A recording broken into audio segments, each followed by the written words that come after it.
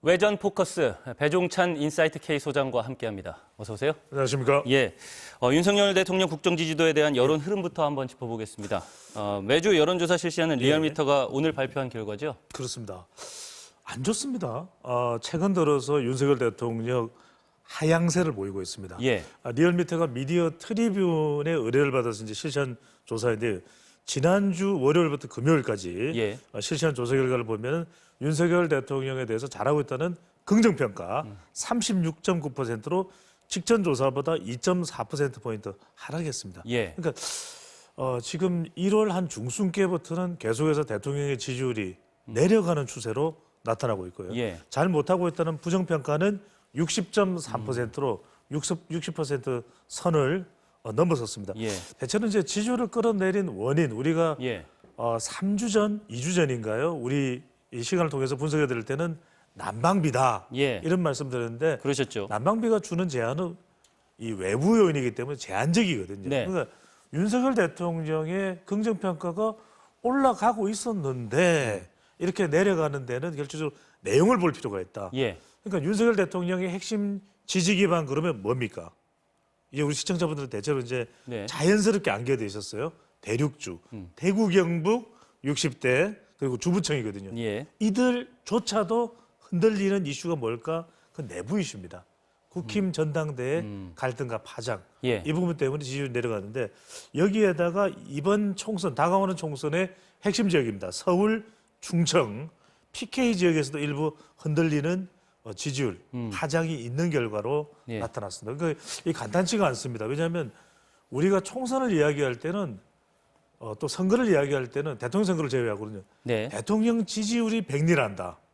흥미로운 것 중에 하나 보시면 예. 2020년 총선에서 당시에 윤석열 대통령 지지율이 그때 문재인 대통령 지지율이 네. 한국갤럽 기준으로 60%였거든요. 예. 국회의원 의석수 60%에 이 300명을 곱해보면 몇 명입니까?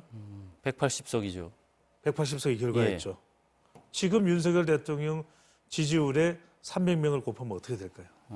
네. 그럼 줄 수도 있다는 얘기네요. 그러니까 예. 이 대통령의 지지율이 얼마나 중요한지 정확하게 인지하고 알겠습니다. 있고 인식하고 있는 것이 필요하겠죠. 아까 내부 이슈라고 말씀을 하셨는데 그러면 네. 그 전당대회 관련해서 윤심 관련 발언들이라든지 이런 것들이 네. 영향을 미쳤을 거라고 보시는 그렇죠. 거죠? 계속해서 예. 일련의 현상들, 나경원 전 의원 그리고 유승민 전 의원, 최근에 이제 안철수 의원에까지 이르기까지 발생했던 일련의 사태들이라고 봐야 되겠죠. 네. 그런 사태들이 국민의힘 지지층 내에서도 물론 이제 윤석열 대통령을 지지하지 않는다라고 보기는 힘들 수 있는데 이건 아니다. 이렇게 가서는 안 된다라고 하는 메시지라고 읽어야 되겠죠. 네, 알겠습니다. 정당 지지도를 한번 살펴볼까요? 그래서 이번 조사에서는 더불어민주당 어느 정당을 지지하는지 물어봤는데 더불어민주당이 42.8%로 조금 올라갔어요. 예. 그리고 국민의힘 지지율도 42.5%, 민주당 42.8 조금 올라갔습니다. 국민의힘 지지율 42.5 그 차이가 나지 않죠. 근데 여러분들 항상 우리가 수치만 보면 안 되고 네. 이 데이터라는 것은 이 통계 이 수치 내에 어떤 내용이 들어있는지를 여러분들이 분석하시는 게 중요합니다. 예. 아니 더불어민주당이 최근에 뭐 호재가 될 만한 게 있습니까? 특별한 게 없거든요. 예. 이재명 대표 수사도 뭐 부담이면 부담이지 호재로 볼 수는 없는 거 아니겠습니까? 그렇죠. 그런데 국민의힘이 내부에서 뭐 시끌벅적 야당 법석이 일어나니까 거기에 대한 결집이라고 볼 수 있을 겁니다. 예. 자 그런데 우리 시청자분들이 보시기에 아니 배 소장님 그런데 시끌벅적하고 국민의힘이 전당대회 관련해서 갈등 파장이 발생하고 있는데 42.5% 올라간 건 뭐예요? 예. 오히려 올랐습니다. 이 부분이 뭐냐면 네. 지난주 금요일 날 발표된 한국갤럽에서도 더불어민주당은 내려갔는데 오히려 국민의힘은 올라갔어요. 왜 그럴까요? 내용을 보실 필요가 있다는 말씀드렸죠. 예. 어디에서 올라갔냐면 MZ세대 그리고 서울에서 지지율이 더 올라가는 현상을 볼 수가 있어요. 그건 뭐다? 친이준석계 지지층들이 결집을 하는 거죠. 그러니까 어쩌면 그 국민의힘은 전당대회 관련해서 계속해서 어쨌든 이슈들이 발생하고 있는데 그렇죠. 그중에서 이제 이준석계를 지지하는 뭐 MZ 세대라든지 서울 지지층들이 이쪽에 여론조사에 긍정적인 영향을 줬을 거다라는 정당 말씀이시죠? 지지율 취지 의사를 표명할 때도 예. MZ 세대는 반응하지 않았거든요. 에이, 뭐 더불어민주당도 그래, 국민의힘도 그래. 그러면서 무당층이 늘어났단 말이에요. 예. 거의 절반 가까이 될 정도였어요. 근데 거기에서 변화가 오고 있다는 것은 뭔가 MZ 세대가 관심을 가질 만한 이슈가 생겼다. 천하람 또는 뭐 이기인 또 김용태 등등의 인물들은 MZ 세대를 견인하는 영향이 있는 것이고 효과가 있는 것이거든요. 그러다 보니까 특히 이제 서울도 그렇고 왜냐하면 이번 전당대회가 국민의힘 전당대회가 MZ 세대 수도권이 중요하다. 예. 그래서 우리 시간을 통해서도 M 여수라는 말씀을 드렸어요. 여는 여기서 여성입니다. 그러다 보니까 그 현상이 고스란히 정당 지지율에도 묻어났다고 볼 수 있죠. 그러니까 이게 상당히 국민의힘 지지층 지도부로서는 또 아이러니할 거예요. 네. 전반적으로는 지지율에 타격을 받았는데 친이준석계 MZ 세대나 또 수도권이 결집이 되면서 올라갔다. 민주당 쪽에서는 이 결과를 어떻게 봐야 될까요? 그래서 이제 상당히 또 위기감도 있을 겁니다. 분명히 왜 그러냐면은 민주당이 지금 대통령 지지율도 내려가고 있고 국민의힘 내부에 내용이 있는 이런 상황에서는 더불어민주당 지지율이 더 올라가야 되거든요.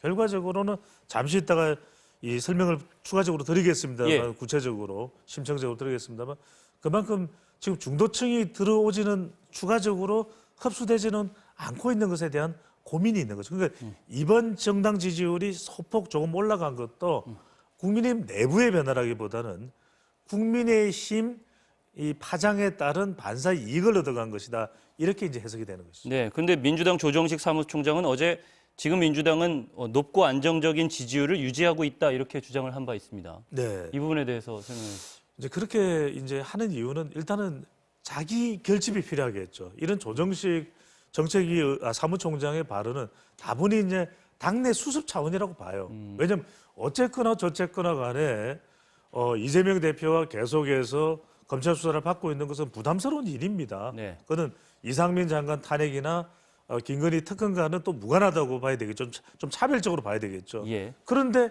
이런 이야기를 또 안 하기는 어려운 것이 그럼 사무총장이 지금 우리 지지층들이 무너지고 있습니다.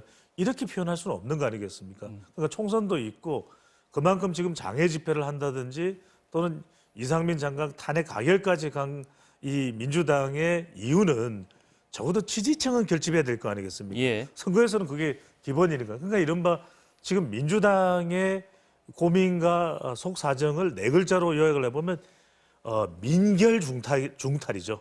민결 중탈. 결중. 그러니까 예. 민주당 지지층은 결집이 되는데 예. 결국 지금 현재도 그렇고 앞으로의 고민은 중탈, 중도층 이탈이에요. 그러니까 중도층이 더 흡수되지 않고 일부는 또 이탈하고 있는 이것을 어떤 식으로 관리를 할 거냐, 예. 어떤 식으로 최소화할 거냐 이탈을 네. 이것이 가장 중요한 숙제인데 그 부분에 대한 고민이 더 깊어지겠죠. 왜냐하면 이게 쉽사리 해소가 안 되는 것이거든요. 예, 그러니까 이제 42.8%라고 하면 이거 무너졌다고 보기는 사실은 어려운 거고. 그렇죠. 근데 그렇죠. 중도층의 확장에 대한 고민이 필요할 거다. 이 정도로 이제 생각을 해도 그렇습니다. 되겠네요. 물론 이제 이 조사 기관에 따라서 정당 지지율이 조금 다르기도 하고 한국갤럽 조사 같은 경우 수치는 말씀 안 드립니다만 이제 조금 더불어민주당의 지지율이 내려간 결과도 있거든요. 예. 그런 고민과 함께 그래도 여전히 지지층 내부의 결집력은 단단하게 그러니까 따지고 보면 이 조 사무총장의 발언이 주는 메시지는 분명합니다. 일단은 뭉치자. 네. 지금 중요한 것은 외연 확대되는 것도 외연을 확장하는 것도 총선을 위해서 중요하겠지만 예. 그보다도 총선은 내년에 있는 거니까 지금 당장은 결집이다. 민결에 무게를 둔다고 봐야 되겠죠. 알겠습니다. 국민의힘 당대표 경선 관련 여론조사 결과로 이제 넘어가 보겠습니다. 김기현 의원이 안철수 의원을 오차범위 밖에서 앞서고 있다는 조사 결과가 나왔는데요. 실제 판세 어떻게 분석하고 계세요? 그렇죠. 이제 이거는 우리가 이제 컷오프 이후의 조사 결과를 보고 분석을 해야 된다면 참고만 해볼 수 있는 조사 결과는 예. 이제 컷오프 조사 이전의 결과들에서 어떤 변화가 있었을까 한번 추정을 해보죠. 네. 그러면 지금 컷오프 이전에 있었던 조사 결과인데 자 김기현 후보는 둘째치고 안철수와 천하람의 지지율이 지금 현재 판세의 당원 투표 지지가 어떨지 이 부분이 상당히 우리가 궁금해지는 부분이거든요. 예. 그런데 지금 여하튼 취재돼서 보도되어 나온 내용을 보면 그건 보도돼서 나온 내용이니까요. 이 김기현, 안철수, 천하람, 한교안 순이다 이런 이야기를 해요. 네. 그렇다면 한교안 전 미래통합당 대표보다도 천하람 위원장이 더 앞섰다면 이건 우리가 수도권 그리고 비윤 그리고 윤심에 대한 반발 심리가 적지 않다고 분석해 볼 수 있거든요. 그러면 예. 상당히 이 대통령실과의 충돌 이후에 위축돼 있는 안철수 의원을 향한 이 당원표를 얼마나 천하람 위원장이 가져갔을까? 이게 상당히 우리가 관심거리가 될 수밖에 없는 대목이거든요. 예. 바로 이런 부분이 중요하고 당선 가능성 그래프도 한번 더 보시겠습니다. 당선 가능성도 따지고 보면 결과적으로 이제 결선 투표에 누가 올라갈까는 대체로 이제 윤심을 얻고 있는 김기현 의원의 경우에는 윤심이 좀 무리하다. 그래서 대통령 지지율도 내려간 거 아니겠습니까? 예. 그런데도 이제 당선 가능성이 적어도 2위를 하고 있는 안철수 의원보다 10%포인트 앞서는 결국 최종적으로 결선 투표에는 김기현 의원은 올라갈 가능성이 있을 겁니다. 무리한 지금 이 윤심 파장이 있다 하더라도. 예. 그런데 많은 관심을 걸고 있는 것은 그럼 결선 투표 올라가는 것이 안철수일까 천하람일까? 천하람일까? 그러니까 기존의 생각을 가졌던 것은 안철수 했단 말이에요. 그런데 파장 이후에 안철수 의원이 상당히 위축된 상황. 네. 오히려 지금 바람을 타고 있는 천하람 더불풍의 배경에는 비윤 플러스 친 이준석계 이것까지 덧붙여져 있다. 그리고 MZ세대와 또 모바일 투표 하게 되고 또 모바일 투표에 참가하지 못한 당원들은 ARS로 또 투표를 할 수가 있거든요. 예. 그렇다면 이런 투표에 대한 적극성, 좀 더 적극적으로 고정표와 자기들의 지지 세력이 이 공간을 확보하고 있는 것은 뭐 친이준석계가 상당한 영향력 돌풍의 또 배경이 된다고 볼 수 있거든요. 그래서 지금 흥미로운 관전 포인트 중에 하나는 2위가 누굴까? 예. 안철수일까? 천하람일까? 이게 지금 남아있는 기간 동안에 국힘 전당대회의 최대 변수가 아닐까 지켜봐야 될 것 같습니다. 네, 천하람 후보가 출마 선언을 한 게 지난 3일이었고요. 그렇죠. 이 여론조사 방금 보셨던 결과는 6, 7일 이틀 동안 진행된 거 아니겠습니까? 그렇죠. 그러면 천하람 후보의 약진 예. 이게 예상보다 클 거라는 관측이 나오는데 이번 여론조사에는 그럼 다 반영이 되지 않았을 수도 있겠네요. 그렇죠. 지금 이 방금 전에 보여드린 조사는 예. 컷오프 여론조사 실시되기 전인 6일, 7일 결과일 거예요. 예. 그러니까 지금 시간이 얼마나 지났습니까? 그 부분도 봐야 되겠죠. 네. 그러면 앞으로 안철수냐 천하람이냐 이렇게 둘 중에 누구냐 관심이 쏠린다고 말씀을 하셨는데 그렇죠. 소장님께서는 그러면 누구일 거라고 예상을 하세요? 그걸 오늘 말씀드리기엔 너무 빠르고 그런가요? 예, 제가 다음 주나 다다음 주에 예. 그러면 또 아이고 뭐 우리 알고 싶은 거 다 알았네 이렇게 생각하실 수 있으니까 예. 우리 뉴스 외전 시청자들은 조금 그런 쫄깃쫄깃한 또 분석에 들어가는 맛을 또 예. 아시잖아요. 그래서 알겠습니다. 다음 주나 다다음 주 너무 많은 걸 물어보세요. 네.